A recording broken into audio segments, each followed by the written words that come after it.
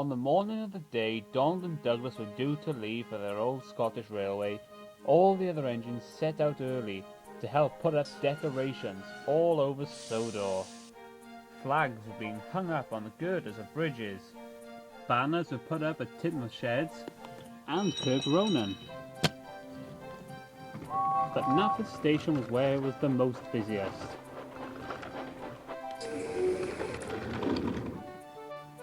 Workmen were hanging bunting on the roof, and a banner which read "Goodbye Donald and Douglas." At the works, Donald woke up, feeling no better. He still didn't know how to tell his twin they'd be leaving Sodor today, and it was now only a few hours away.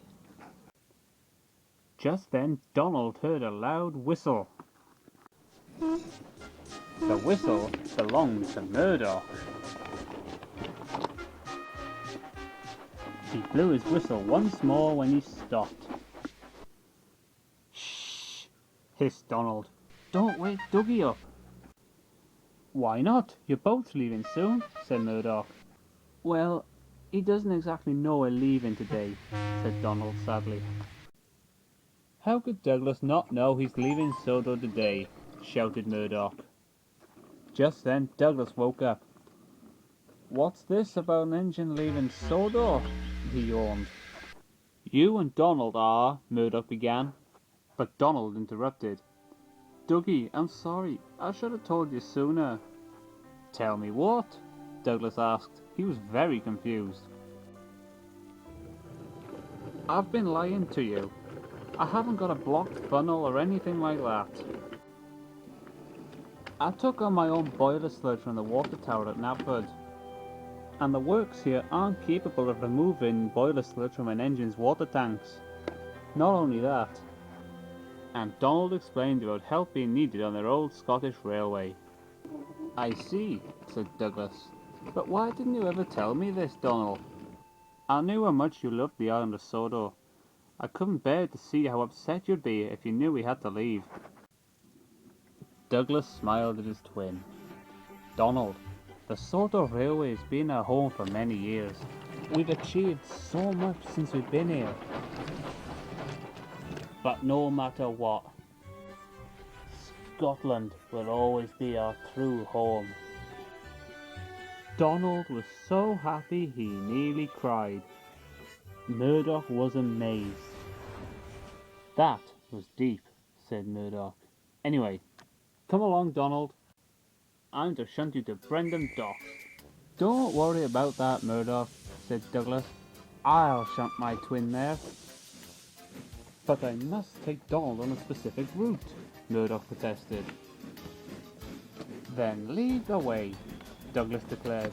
"Donald is my twin, and I'm going to help him to the docks." Donald was very grateful. "Thank you, Douglas," he said. "You're a true brother." Murdoch helped Donald out of the siding. Then Douglas buffered up behind.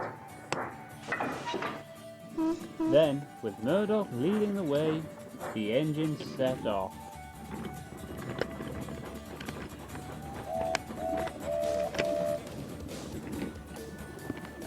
First, Murdoch led the twins to Kirk Ronan.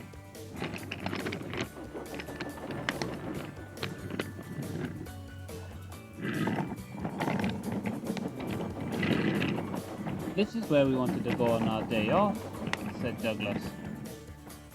At the station was Spencer, Neville, Arthur and Molly, and the station staff and passengers. There was a big banner that read "Goodbye Caledonian Twins," which was hung between the station buildings. Murdoch and the twins pulled into the station.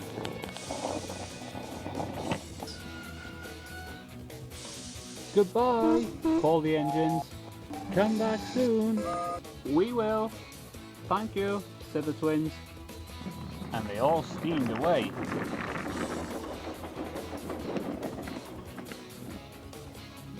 The engines whistled, the crowds cheered. The engines backtracked and headed towards the big station.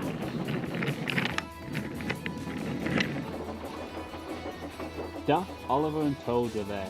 They whistled and shouted. The crowds cheered as Murdoch, Donald and Douglas went by. "Thank you and goodbye," called Donald and Douglas, and they kindly whistled back. "How's this for a send-off?" Murdoch chuckled as he and the twins steamed through the coaling plant. Next, they passed Fergus's Wildlife Centre, where they were greeted once more.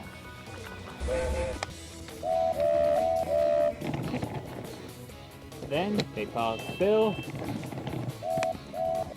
Then, as they passed the yard, at the station there was hustle and bustle.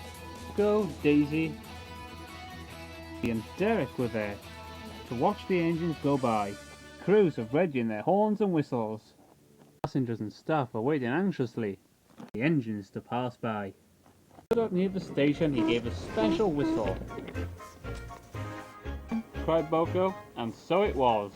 Donald and Douglas clattered through. Their thank yous and goodbyes couldn't be heard over the chorus of cheers and whistles emanating from the station.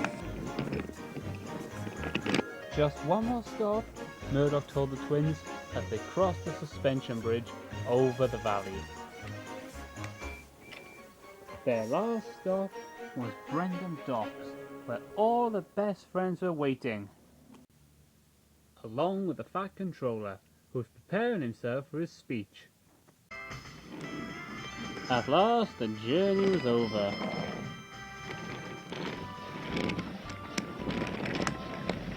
Donald and Douglas were greeted with a last chorus of cheers and whistles. Fat Controller stood on his special podium. "I'm glad you made it here safely," he began. Then he turned to the crowds and all of the engines. "A few years ago, I was in need of an engine. When the arrival day came, a member of staff approached me and told me 2 engines had arrived, and he couldn't tell the difference between them. Confused, I followed him into the yard. The engines told me they had lost their numbers on the journey, so had given themselves names to compensate. They were given numbers and were set to work with Duck.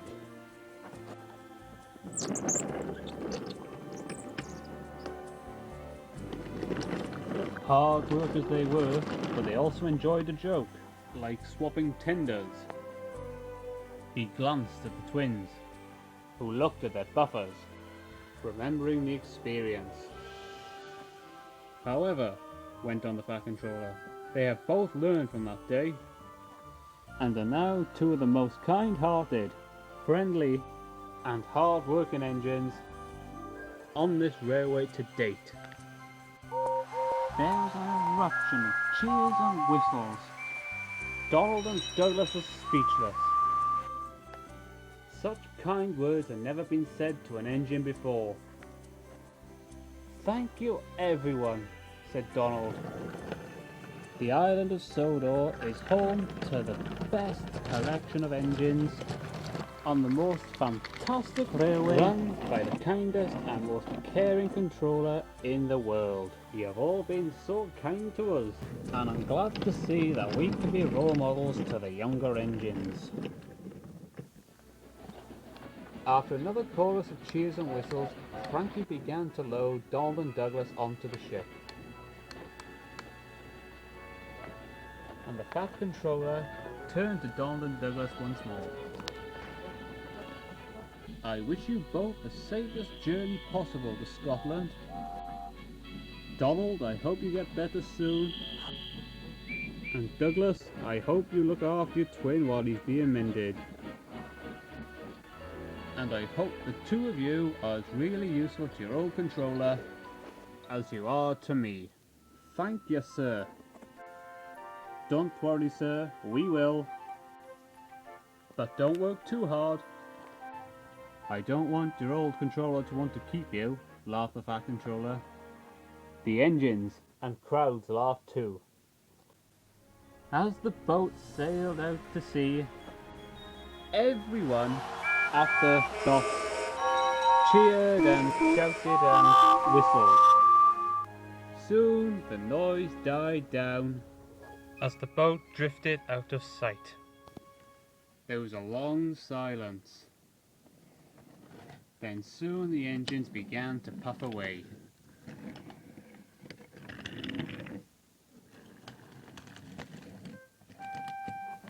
That night, Thomas puffed unhappily into his berth at Tidmouth Sheds.